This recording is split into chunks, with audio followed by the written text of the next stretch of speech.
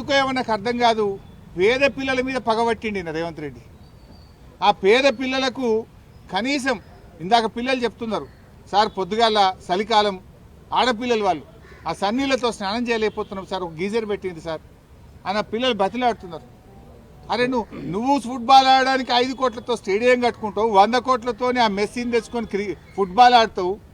కనీసం మరి ఈ పిల్లలకి ఇంత వేడి నీళ్ళు వచ్చేటట్టు ఓ హీటర్ పెడితేంది, చలికాలం దుప్పట్లో బ్లాంకెట్లో షటర్లో ఇవ్వచ్చు కదా.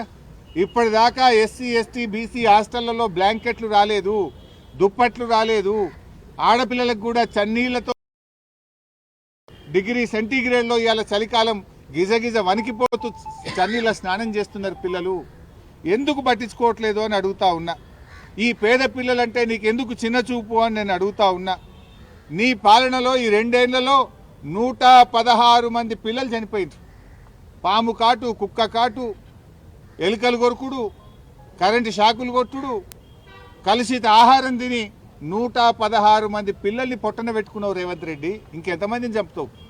2 ఏళ్లలో 116 మందిని చంపినా కూడా నీకు ఇంకా కనునిప్పు అయితలేదా? చీమ గుట్టినట్టు అయితలేదా? ఇంకా పిల్లల మీద నీకు కనికరం రావడం లేదా? ఇప్పుడు ఒక తల్లి చెప్పింది నాకు లోపల, అమ్మ పేరు ముస్లిం అమ్మ, కేసీఆర్ సాబ్ ఉండగా ఇట్లా ఎప్పుడు కాలేదు సార్, ఆయన మా కోసం ఈ స్కూళ్ళు పెడితే మేము నమ్మి ఇలా జాయిన్ చేసినాం సార్, ఈ రేవంత్ రెడ్డి వచ్చిన ఇంకా గిట్ల అవుతుంది అని ఒక తల్లి, ఒక అమ్మాయి తల్లి నాకు చెప్పుకుంటూ కేసీఆర్ని యాడ్ చేసుకున్నది.